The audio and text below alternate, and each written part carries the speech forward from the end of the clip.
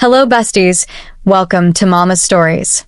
Please subscribe and leave a like for us, it means the world to us. Also, share this video with your loved ones and turn on post notifications so you don't miss future videos from us. Thank you. As you do so, sit back and relax as we dive into the story. The champagne in Ethan's glass caught the light like a small sun. He tilted it toward his lips, savoring the hum of laughter around him, the easy rhythm of people who already believed they had won.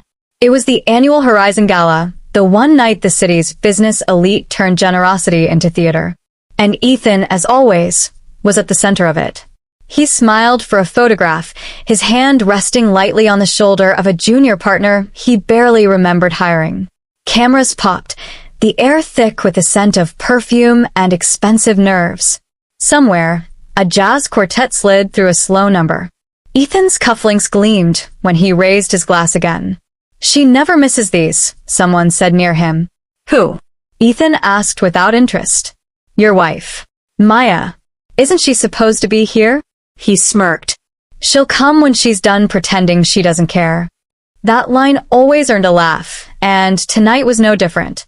He basked in it, because that was his way. The world saw charm. Only Maya had ever seen the cracks. Or maybe she used to. The ballroom doors opened then, and for the first time that evening, every conversation seemed to fall one octave lower. Heads turned.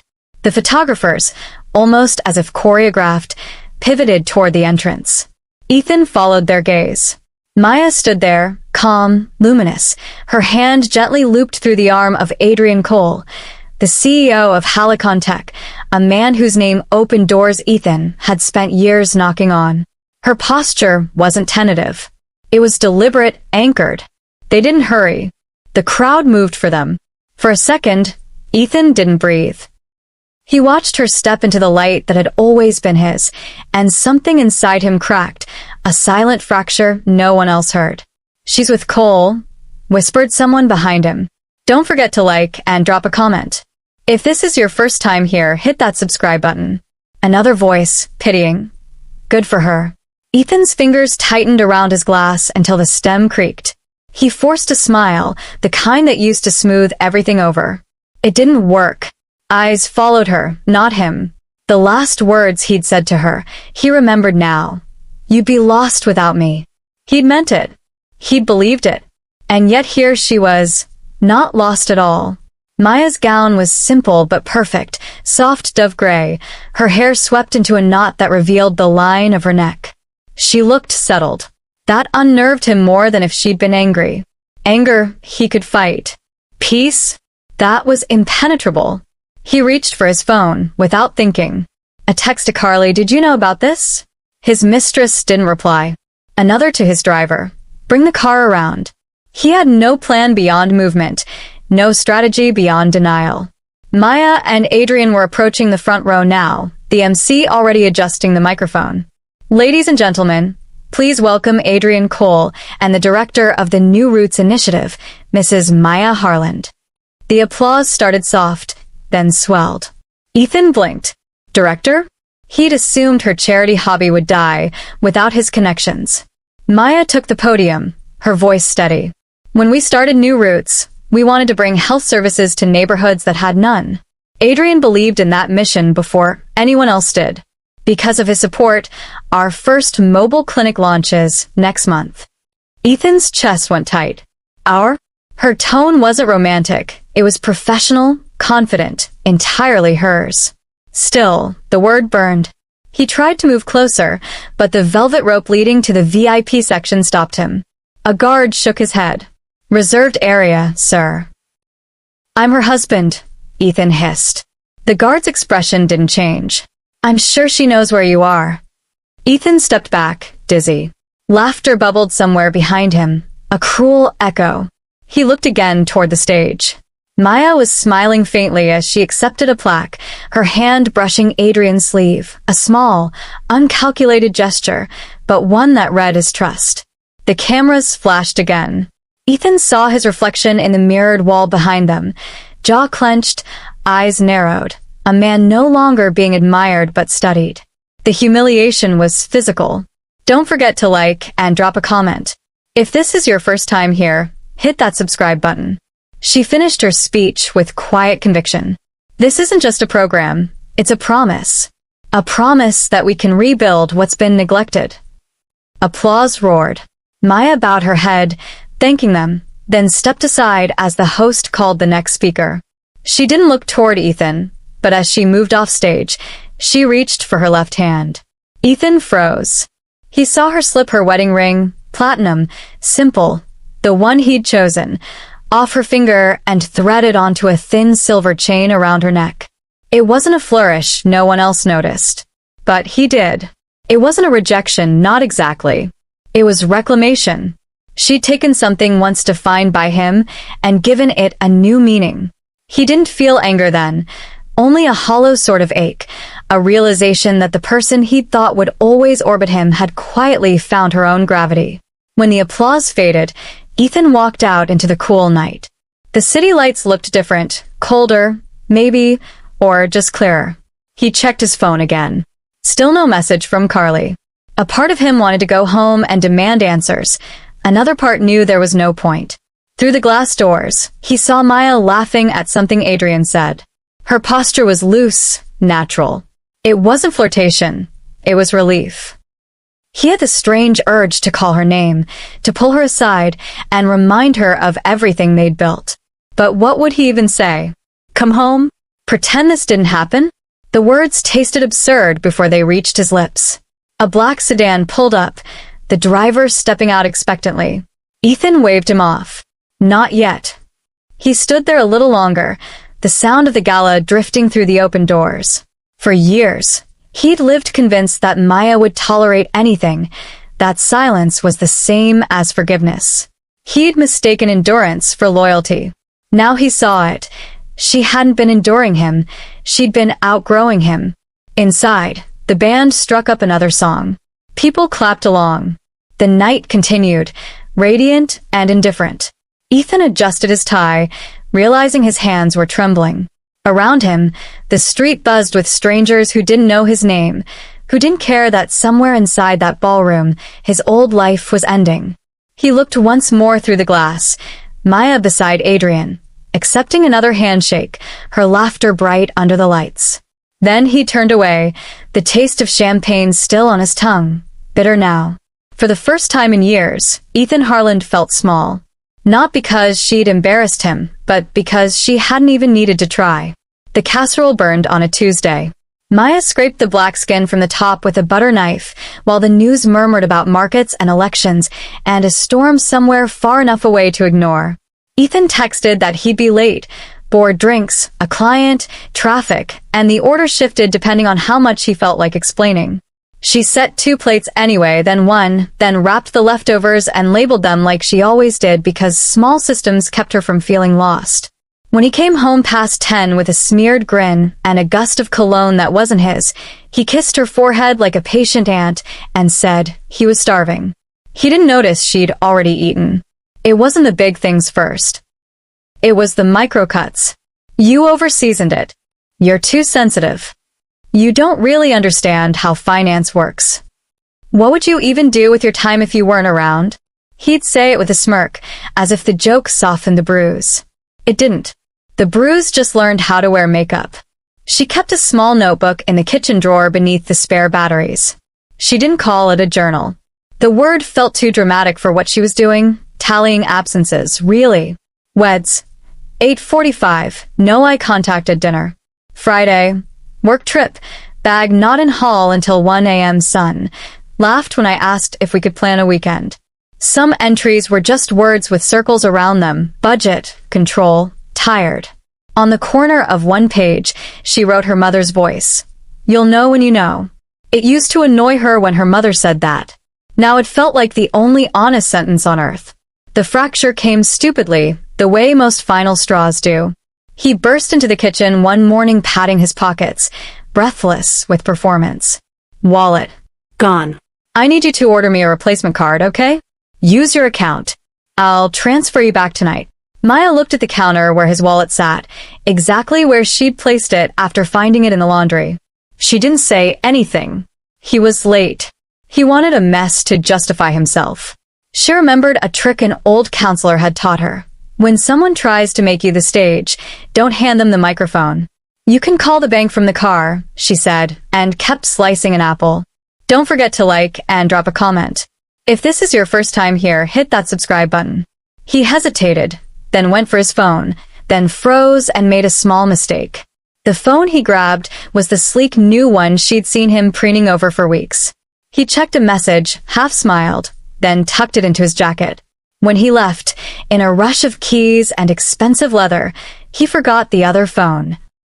The one she'd seen him using sometimes in the garage, the one he said was a backup for work. She wiped her hands. Her heart didn't pound. It stilled. She opened the phone drawer, and there it was, face down. Old case nicked at the corner. The passcode was the birthday he always forgot to celebrate. People are patterns, she thought, and entered the numbers. It wasn't the photos. It was the calendar. Blocks labeled lunch with C, nightcap, gym late, client after party, peppered through weeks where he'd told her he was drowning in closings. The messages were worse. Mundanities, emojis, a picture of a tie she recognized because she'd bought it. No confession. Just the everydayness of a parallel life. She slid the phone back, washed the knife, finished slicing the apple. She didn't cry. Her body made a different choice. It went quiet. Quiet like a field after the harvest. Rose turned. Nothing left to pluck. That night, when Ethan leaned in the doorway and said he might have to fly out Thursday, she nodded. Okay. He blinked, suspicious, as if her lack of chase made him less visible. He reached for a joke and found none. Don't wait up, he added, and kept his face turned until he reached the hallway. She waited for the door to close before she exhaled. In the silence, a thin thought arrived and stood there. You could leave. The words sat on the counter between the spoon rest and the salt. They didn't threaten or plead. They were a statement of physics. She touched them, tested their weight. Then she opened her laptop. The first night she Googled lawyers and didn't save any pages. The second night, she read about separate credit lines and the slow necessity of assembling documents. The third night, she found a flyer for a non-profit pitch event at the community center, a Wednesday thing where people shared ideas for projects and strangers with money listened. She clicked to register, without telling herself why. There were 12 people in the room when she showed up. Folded chairs, a cheap projector, coffee so burn it was medicinal. She wore a sweater she loved for its softness and brought slides she'd made in the early mornings while Ethan snored, a map with red dots where clinics had closed, a line graph of wait times, a simple budget for a mobile medical van that could anchor in the gaps. She spoke softly and didn't apologize. She'd expected to shake, but once she started, her voice like water found a path and followed it. After, a man she recognized from headlines stood in front of her chair.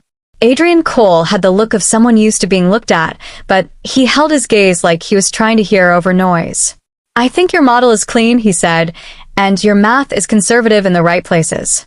What would it take to pilot it? Don't forget to like and drop a comment. If this is your first time here, hit that subscribe button. She blinked. Real money, she said, surprising herself. Not a donation that buys a photo. I need a van, staff stipends, enough runway to prove it's viable. How much is real? She told him. He nodded, asked 2 questions that proved he'd actually read her slides, then reached for a card. I concede this, he said. If you want it. Using my name strategically could help, but only if you want that too. No strings. It wasn't flirtation. He didn't lean in or lower his voice or put a hand on her arm. He looked like a man who had seen something worth moving toward and was offering to move. She felt the room widen, like a window had been pried open. On the bus home, she held his card in her palm and practiced a word she had not said to Ethan in months. No, she whispered, then tried it again. No. She wasn't rehearsing for Adrian. She was rehearsing for the next time someone in her life tried to place her where she didn't belong. The days that followed had the odd clarity of a fever breaking. She took an evening course on nonprofit governance at the community college because she didn't want to be the face without the spine. She emailed 2 women she admired, an ER nurse with a talent for logistics, a retired clinic manager with a voice like steel, and asked them to form a board. They said yes. She went to the bank alone and opened an account with her name and her mother's maiden name as the security question. The teller congratulated her like she'd had a baby. In a way, she had. Ethan noticed changes in the places he expected to be served. She didn't call the tailor for him. She didn't refill his supplements. When he asked her to reschedule his dentist because he'd be slammed all week, she said, "You can call them." He laughed like she'd made a joke and waited, then realized she wasn't moving and laughed again, tighter. He didn't ask a third time. Lena came over with wine, and the kind of loyalty that makes brave things possible. She listened to the facts without flinching.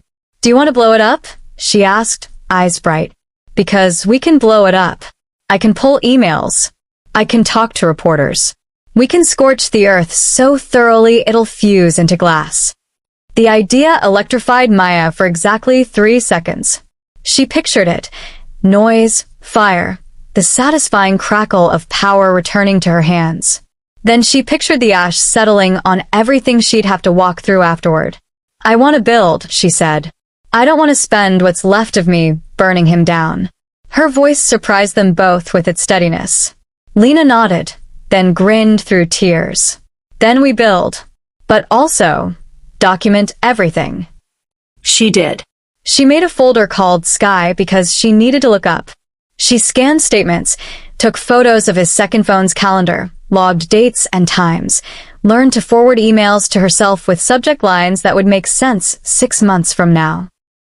She met an attorney with calm eyes who explained terms like equitable distribution and temporary support without condescension. "You don't have to set yourself on fire to keep anyone warm," the attorney said, almost as an aside. Maya wrote it down.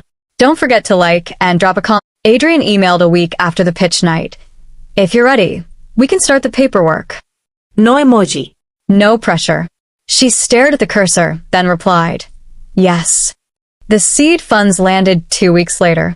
The amount wasn't extravagant, but it was real. She sat in her car in the bank parking lot and cried for the first time, not for Ethan, but for the part of herself that had been waiting so quietly and so long. The van's search became a ritual.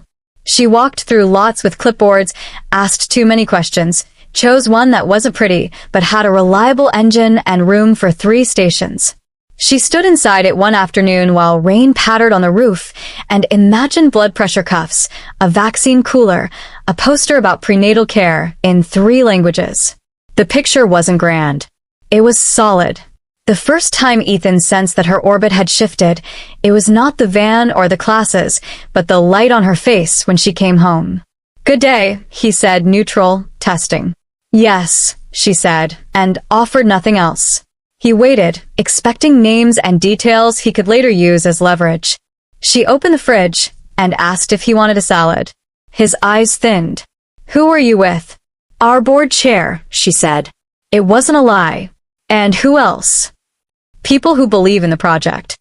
She met his gaze, not hard, not apologetic, just present. He snorted. "You're cute when you play CEO." "I'm not playing." The words came calm. She watched them land and stay. That evening, after he left for drinks, she sat at the dining table and practiced saying no out loud. No to taking responsibility for his moods. No to justifying her time. No to signing anything she hadn't read. The word felt less like a door slamming and more like a hand on a doorknob turning the right way. Near the end of spring, Adrian called. She stepped into the backyard, the grass cool under her feet. "I have an ask," he said. "The Horizon Gala is in 6 weeks. We can launch a donor circle for new routes there. It's your work. Your voice. I'll stand beside you if you want the insulation. If you don't, I'll sit in the audience." She watched a plane drag a thread of white across the afternoon. "If we do this," she said slowly, "I need it to be about the work, not about anything else." Understood. Don't forget to like and drop a comment. If this is your first time here, hit that subscribe button. And I need to be safe. She didn't elaborate. She didn't need to. "I'll take care of the logistics," he said. You take care of the message. She thought of Lena's grin, the attorney's calm, the board's stubborn confidence, the van's patient metal waiting for hands to turn it into a clinic. She thought of the ring on her finger and what it meant when she was alone versus what it meant when she was not. She touched it once, briefly, and then took her hand away. I'll do it, she said. Good, he replied, and she could hear him smiling, not at her, but at the shape the work was finally taking. When she hung up, she opened the kitchen drawer, slid out the small notebook, and wrote the date. Then she turned to a clean page and drew a box at the top where she'd write the words for a room full of people who had never once seen her as anything other than someone's wife. The pen didn't shake. The clock started ticking the day. Ms. Iniqui handed her a thin blue folder. Inside, lists, forms, and calm explanations delivered in a voice that never rose above measured care. 1 month is workable, the attorney said. You already have the documentation. We'll formalize the separation after the gala. It gives you clean optics and time to secure housing. Are you safe in that house until then? I am, Maya said. She wasn't afraid of Ethan hitting her. She was afraid of his tone, the edge that could slice open resolve with 3 well-placed words. But fear and danger were different things, and she could manage tone. She'd learned to mute sound without turning down volume. She opened a new account the next morning, signed for a small apartment lease through a trust Ms. Iniqui helped her set up, and used her maiden name on the documents. The agent handed her the keys without recognizing the name. Anonymity tasted like oxygen. The space smelled of paint and vacancy, the kind of silence that wasn't waiting for anything. She left a suitcase there. 2 pairs of jeans, sneakers, her laptop, and a framed photo of her mother. It was enough to prove a future existed. At home, she moved into the guest room. No explanation, no argument. Ethan glanced in once, eyebrows raised. Renovating. Sleeping, she said, and turned a page in her book. He laughed like she'd made a joke, and went to shower. Don't forget to like and drop a comment. If this is your first time here, hit that subscribe button. He still filled the house with the noise of his certainty. Calls on speakerphone, the metallic laugh he used for clients, the lazy, honey, where's my, that expected an answer before she could think. Each time, she let silence answer first. Slowly, he began to repeat himself, confusion creeping into his tone. She stopped rescuing him. Missed alarms, forgotten appointments, shirts still at the cleaners, small absences that once would have sent her scurrying. Now they unfolded like small rehearsals of distance. The first time he missed a flight because no one had printed the boarding pass, he shouted from the hallway. You could have reminded me. She looked up from her laptop. You could have set an alarm. The quiet that followed had texture, thick, startled. Then he slammed the door and left. The project consumed her in the best way work can when it's both shield and salvation. Adrian kept his promise, discretion first. He funneled funding through his foundation, listed himself as a secondary contact, and never blurred the lines. When they met, it was always in daylight, in conference rooms with agendas and minutes. He'd ask, what do you need from me that doesn't involve my name? And she'd give him lists, legal templates, supply chain contacts, security for site visits. He delivered each without fanfare. Respect felt radical after years of walking on conversational glass. Once, after a long inspection of the van retrofit, she laughed at something, the easy, belly-deep kind she hadn't heard from herself in years. The mechanic had made a joke about naming the van the marriage counselor because it was saving lives for free. Adrian was there, clipboard in hand, smiling but staying 1 pace behind. The afternoon sun painted everything gold. For a moment she forgot the clock. That glow came home with her, and Ethan noticed. He waited until she reached for a glass of water. Who's making you smile like that? He asked. Work, she said. Work doesn't make you look like that. She met his eyes. This one does. He set his phone down carefully, like a man placing a weapon. You think I don't see it? The new number, the night's out, the confidence. Tell me who he is. You wouldn't know him, she said, which was true in every way that mattered. His jaw ticked. You won't survive without my accounts, Maya. You live off the life I built. Her voice stayed even. Then watch me build mine. He blinked, unprepared for calm. He'd been expecting a scene, tears, pleading, maybe a slap. Calm was worse. It meant permanence. You're not thinking clearly, he said, trying for control and landing on desperation. I'm thinking for the first time. Don't forget to like and drop a comment. If this is your first time here, hit that subscribe button. She left him standing in the kitchen with the refrigerator humming between them. In the guest room, she made a list titled Post-Gala. The first line read, "Move before sunrise." From then on, she timed her actions like a campaign. Boxes labeled donate disappeared slowly from the garage. Files vanished from the shared drawer. She scheduled movers through Lena's cousin under the name of a fictional storage reorganization. Every step had a witness or a paper trail. Adrian's PR lead called 2 weeks before the event. Donors associate the project with your husband's network, the woman explained. If we want continuity, it helps to present a clear face of leadership. We'd like to seat you beside Mr. Cole, maybe walking together. Entirely professional, but symbolic. Maya hesitated. She hated theatrics. But optics weren't vanity. They were armor. If it anchors the work, we'll do it, she said. Just keep it respectful. It will be, the woman promised. This is about you leading the initiative. When she hung up, she sat for a long time staring at her ring. Platinum, worn smooth at the edges. She remembered how heavy Ethan's hand had felt on hers when he'd slid it there, less a promise than a claim. She turned it between her fingers, thinking of the chain in her jewelry box. She'd bought it years ago at a market, meant for a locket she never used. Now it would hold something else. That night she threaded the ring onto the chain and fastened it around her neck. The metal was cool against her skin, light in a way it had never been on her finger. A vow, but this time to herself. The final week blurred, final rehearsals for the speech, security briefings, packing what she'd need for the first night in the apartment. Ms. Iniqui checked in twice, concise and kind. Everything ready? Almost, Maya said. Then breathe. You've already left. The rest is geography. On the eve of the gala, Ethan tried one more performance. He arrived at her door, hair damp, shirt unbuttoned at the collar. You really want to make a fool of me tomorrow? I'm not thinking about you tomorrow. That's the problem, he said. You never think of what this looks like. I've spent years worrying about how things look. I'm done with that. I'm going to worry about how they are. He stared at her, seeing something he couldn't name and didn't recognize. Then he muttered, "You'll regret this," and walked away. She listened to his footsteps fade and felt nothing. Not victory, not sorrow, just stillness, vast and clean. Don't forget to like and drop a comment. If this is your first time here, hit that subscribe button. When dawn came, she packed the last box into her car. Documents, laptop, the small plant from the kitchen window. The air smelled like beginnings, paint, paper, and rain.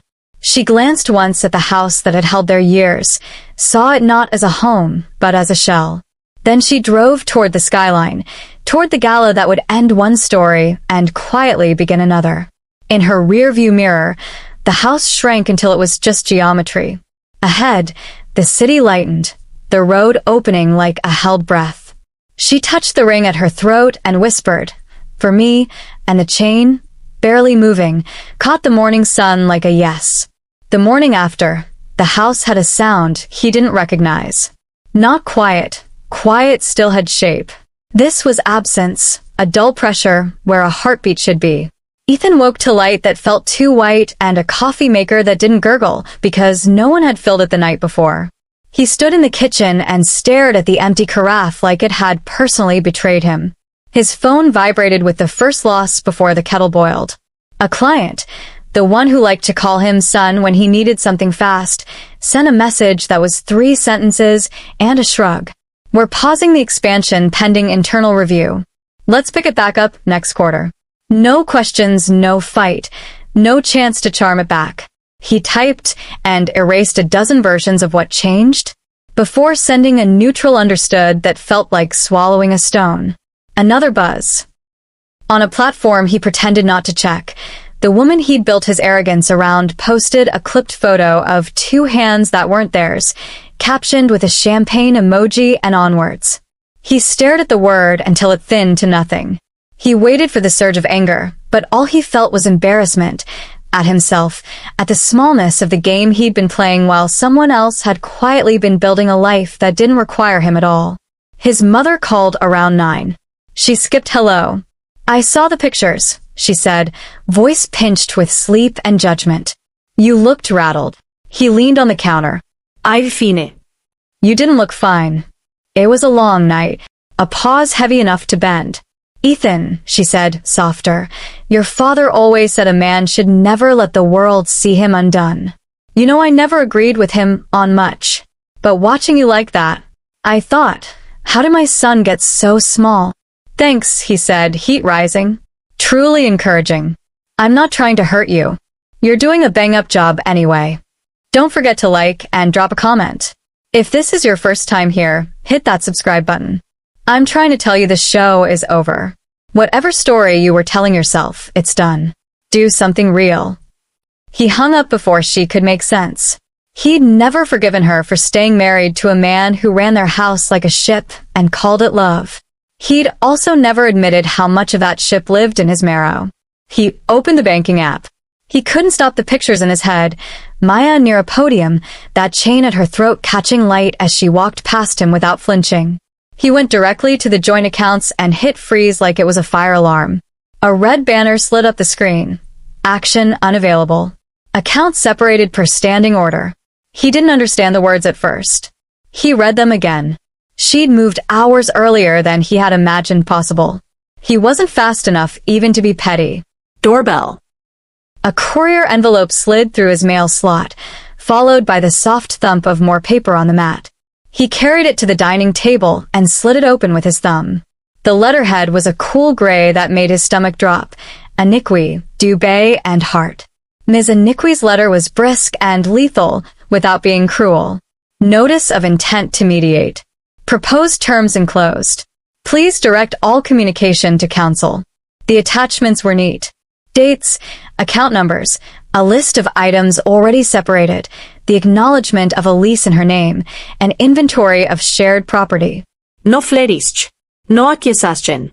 Just the clean geometry of someone who had thought ahead. He flipped through them, waiting to find the part where she'd slipped, miscalculated, left a thread he could pull. There wasn't one. She had been living 2 steps ahead of him for months, and he hadn't seen it because he was busy admiring his reflection. He left the documents on the table and drove to the retrofit lot. He didn't plan the speech. He had always trusted his mouth to bail him out. The warehouse yard smelled like metal and rain. The van sat under a half-closed bay door, its sides taped in straight lines where fresh paint waited. People moved with purpose he recognized from deal rooms, but this purpose had nothing to do with him. He spotted Adrian first. The CEO wore work boots with his crisp shirt, clipboard under his arm, listening to a young woman explain something about cabinet hinges. The sight was indecently normal. Ethan's heart kicked once, twice. He walked fast, telling himself he was here to talk to his wife. A man in a black polo stepped into his path. "You have an appointment?" "I don't need one." He kept walking. The man matched him. "I'm Maya Harlan's husband." "Exiting spouse," the man said, not unkind. "We have a directive. You'll need to speak through counsel. I want to talk to her." Don't forget to like and drop a comment. If this is your first time here, hit that subscribe button. She left instructions, the man said, holding his ground, that any interaction happen with a third party present. Today is not a good day. She can't just. She can, the man said, then tilted his head toward the bay. And she is. Ethan laughed because the other option was letting the heat get out of his eyes. Let me guess. Adrian wrote the directive. The man's face didn't flicker. Maya did. The name in the present tense cut deeper than the rest. He glanced toward the van. Through the open door, he saw her. She was crouched beside a volunteer, pointing at a set of drawers with a pencil, hair pulled back, sleeves rolled. She looked over once, not at him, but toward the light, then turned back to the work. If she'd seen him, her body didn't say so. He stood there long enough to hear the rhythm of the place, the low rise and fall of logistics and care, the small jokes, the phrases meant to comfort somebody later. The guard waited with him for a minute like a companion at a train station, then nodded toward the exit. Ethan left because he didn't know how to stay without breaking anything.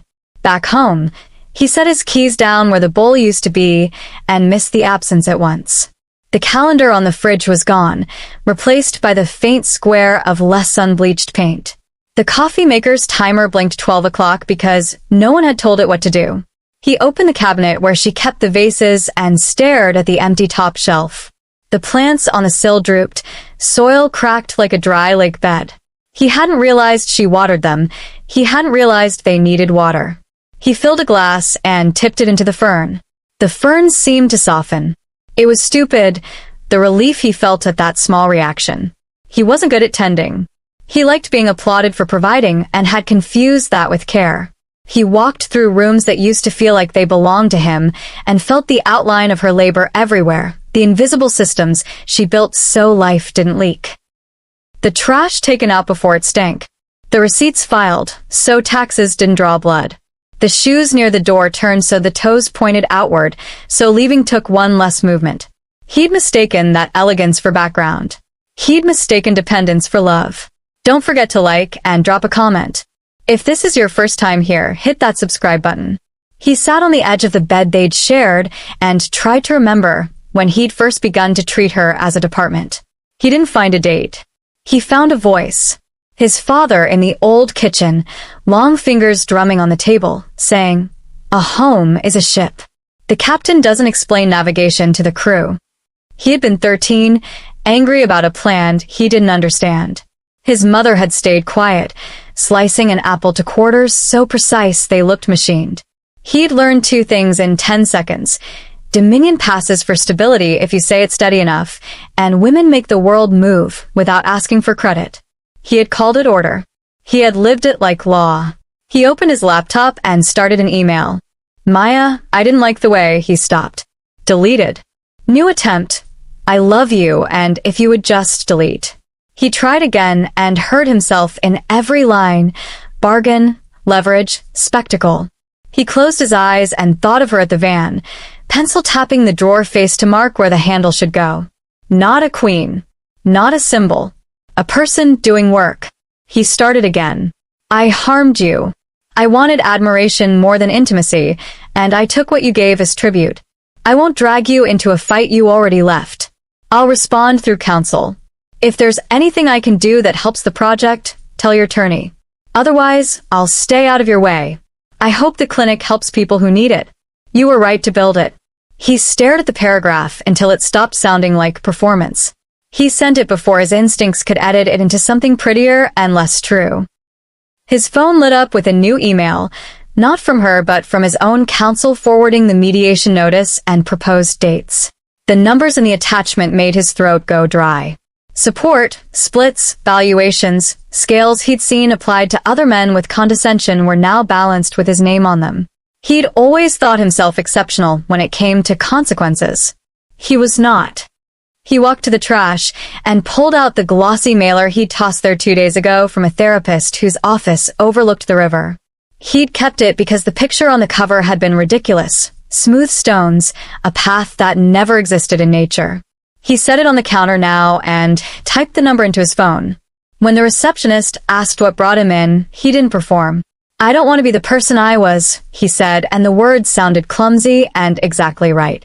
When the house was full of evening light and no one came home, he went to the drawer in the hall. The second phone lay where he'd hidden it after the gala. Matte, obscene. He turned it over in his hand and saw the version of himself it anchored, half boy, half king, all appetite. He held down the power until the screen went black. Then he opened his laptop, navigated to the account, and closed it. The confirmation email arrived a minute later, a thin receipt for a larger choice. Don't forget to like and drop a comment. If this is your first time here, hit that subscribe button. He placed the phone in the bottom of the trash, not on top, and took the bag out before he could decide to keep it, just in case. The bin clanged shut in the alley. He looked up. The sky had the pink he'd always called feminine and dismissed. It looked, to his surprise, like a color he didn't have a name for yet. He went back inside to set an alarm. Not for a flight, not for a deal, but for a mediation date that would restructure his life. He set another for a therapy hour. He filled the coffee maker for morning. He watered the plants. He didn't feel redeemed. He felt responsible. It was smaller. It was heavier. It was real. The conference room had soft chairs and a window that looked out on a narrow piece of sky. A tray of water glasses sat untouched between the coasters. The mediator, a woman with hair the color of steel filings, spoke in a voice designed to lower pulses. "We're here to make decisions you can live with," she said, "not to re-argue the past." Maya nodded. She kept her hands flat on the table, palms warm against the wood. Ms. Iniqui sat to her left, a stack of neatly tabbed folders squared to the edge. Across from them, Ethan and his attorney looked like a photograph of seriousness, ties straight, pens aligned, jawline set. He didn't try to catch her eye. She was grateful for that mercy. The mediator outlined the parameters, the order of discussion, the expectation of civility. Numbers came first. The work always required math. Ms. Iniqui began with a summary of assets that sounded almost like weather, measured, factual, stripped of drama. Bank accounts already separated. Retirement plans to be split per formula. Condo equity distribution at a percentage both sides had already circled in earlier letters. There were no hidden accusations nested in the language, no knife under a napkin. That had been the point of the past month's meticulous prep, to take heat out of the room by giving facts nothing to cling to. Ethan's attorney raised questions that were expected. He asked for clarity on valuation dates. He asked for a different proration on a bonus. He tried for a tax argument that wasn't wrong but wasn't persuasive either. They went back and forth, not like adversaries but like project managers finding a seam that held. Occasionally Ethan leaned toward his lawyer to murmur something. He didn't raise his voice. He didn't perform. He kept busy writing nothing in the margins of a legal pad. Near midday, the mediator folded her hands. "We've made progress," she said. "Let's address governance questions for new routes." Maya felt the familiar steadiness climb her spine. She had thought all morning about how to say this in a way that honored both truth and the work. "The clinic is not part of the marital estate," she said. "Its accounts are separate and documented. I won't accept any settlement that ties its board or operations to Ethan, directly or indirectly. Donations are welcome if they come without conditions. But governance stays with the organization." Ethan's attorney glanced at him. "We're not seeking control," the attorney said quickly, only acknowledging that Mr. Harlan's professional network contributed to initial introductions. "Don't forget to like and drop a comment. If this is your first time here, hit that subscribe button." "It didn't," Maya said, not unkindly. "And even if it had, the clinic can't be anyone's leverage." She turned to Ethan, not out of habit, but out of deliberate choice. "You don't get to hold the door and then demand a key." For a beat, he looked like he might object. Then he exhaled, a sound that wasn't defeat so much as a release. "I'm not asking for a key," he said. "I get it." The mediator wrote something. The court reporter, who would later make a perfect record of words that felt too alive to be text, kept typing.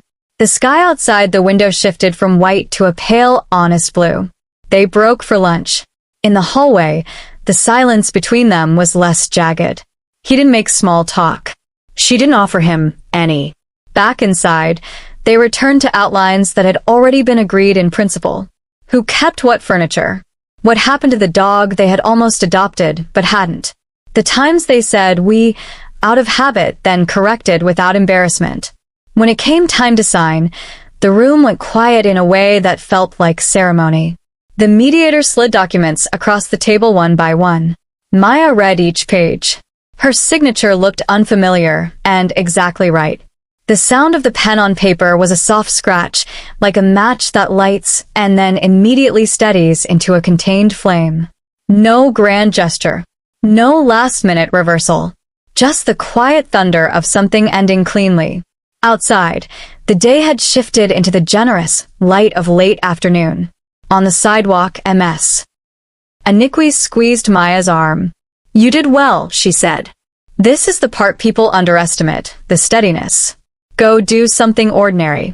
Ordinary will feel extraordinary for a while." Maya walked to the retrofit lot. The warehouse smelled of sawdust, paint, and sugar from someone's box of donuts left open for whoever passed by. Volunteers clustered around the van's side panel, taping stencils. The logo, simple lines forming a leaf breaking concrete, was half-painted, the green still glossy.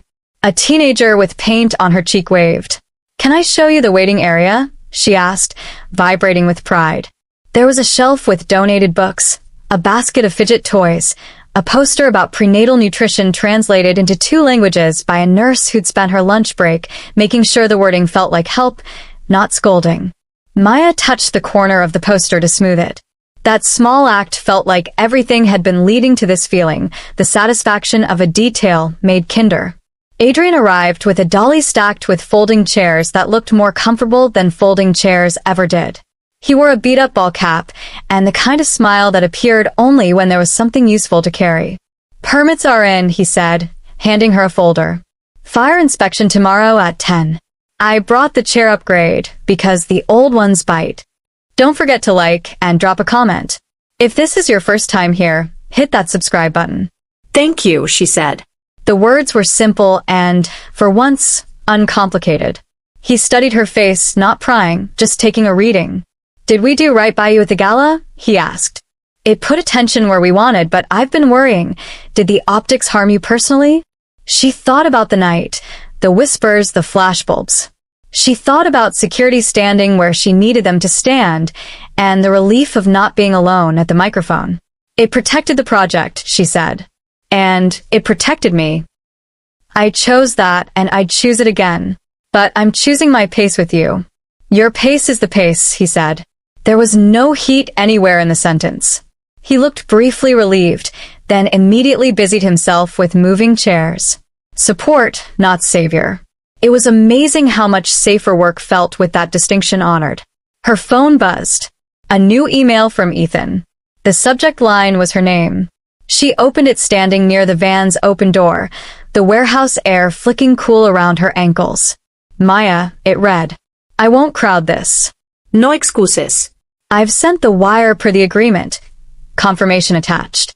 I'll route anything else through council. I hope you find ease. If there's a way to help that doesn't touch your governance, I'll do it quietly or not at all. I'm starting with myself." No demands. No plea for absolution dressed as humility. Just a small, clean acknowledgement and a proof of action. She let the phone fall to her side. The logo on the van dried a little more. Days condensed into tasks that tasted like real life. Inventory checklists, staff onboarding, a final sweep of the laminate counter to catch a splinter. The board met around a table borrowed from a church basement and laughed like people who knew they were under-resourced and over-ready. The nurse practiced her intake script with a gentleness that made Maya want to press her hand to her heart. The driver backed the van down the ramp for the first time, inch by inch, and when the front wheels touched the street without scraping, someone clapped as if a rocket had landed. Opening day was cooler than expected. The sky had that clean morning color that remembers winter. They parked at the corner lot they'd fought for in 3 different meetings. By 9, a small line had formed, mothers with a quiet inventory of needs, a man who hadn't seen a doctor in years and kept touching the brim of his cap like a greeting, 2 teen sisters arguing gently over who got the first slot. Kids climbed the ramp like it was an adventure. Someone handed out stickers. Someone else handed out patience. Don't forget to like and drop comment. If this is your first time here, hit that subscribe button. Maya reached for the chain at her neck and found only skin. She'd left the ring in her apartment, not by accident. She slipped a hand into her pocket and felt the cool oval there, the chain with the ring threaded on it, carried but not worn. She smiled at the difference. She didn't need the reminder to hold the boundary anymore. The boundary lived in her posture, in the way she said yes and no with the same steadiness. A small press cluster had arrived, invited carefully by the PR team and held gently at the edges by volunteers with polite voices. A local anchor checked her hair in the black mirror of her phone. A student photographer loaded film with the reverence of someone who loved the ritual more than the product. The air buzzed with a humane kind of attention, smaller and infinitely kinder than the gala's glare. Adrian stepped onto the small plywood platform the volunteers insisted on calling a stage because it made the kids feel like something important was happening. He adjusted the mic, glanced at Maya, and then out at a crowd that wasn't donors or elites but neighbors. "Thank you for coming," he said. "We're here because neighborhoods deserve access to care, and because one person refused to accept the gap between what is and what should be. It's my honor to introduce the person who built this, Maya. Founder." Cameras flashed, but softer. She stepped forward, not arm in arm with anyone, but sure-footed. Her shoes made a quiet sound on the wood. The faces in front of her were open. She didn't see skepticism. She saw that particular kind of attention people give when they hope you might be useful. "Good morning," she said. She told them what would happen today. Blood pressure checks. Vaccines. A nurse who would see you without measuring your worth. A promise about confidentiality. A request for patience with their startup bumps. She kept it short and real. The applause that followed felt like cloth being shaken clean, not like thunder. A child near the front raised a hand because that's what he had learned to do when he wanted something. "Can I get a sticker?" he asked, earnest, and the whole line laughed, including Maya. "You can get two," she said, and he nodded as if a treaty had been reached. They cut a ribbon someone had insisted on with a pair of comically large scissors borrowed from the city. The first patients climbed the ramp. Paper rustled. The generator hummed. The clinic, finally, was itself. Before she turned toward the intake desk, Maya caught sight of a photographer lowering his camera. He wasn't from a glossy magazine. He wore a city press badge and a sweater with a frayed cuff. He mouthed thank you like she had given him a shot of warmth on a cold day. She nodded back. Then she stepped down from the platform and into the van. She checked the vaccine cooler. She checked the clipboards. She checked that the nurse had a stool that didn't wobble. She pressed the sink pedal with her foot to feel the steady stream of water. Outside, voices braided. Laughter. A baby hiccuping, a woman telling another woman where to get the best plantains in the neighborhood. "Ready?" the nurse asked. "Ready," Maya said. She left the small shadow of the stage and went to work. "Hey besties, thanks so much for sticking around till the end. If you felt something, learned something, or just enjoyed the story, don't forget to drop a comment, and hit that subscribe button." See you next time. Bye.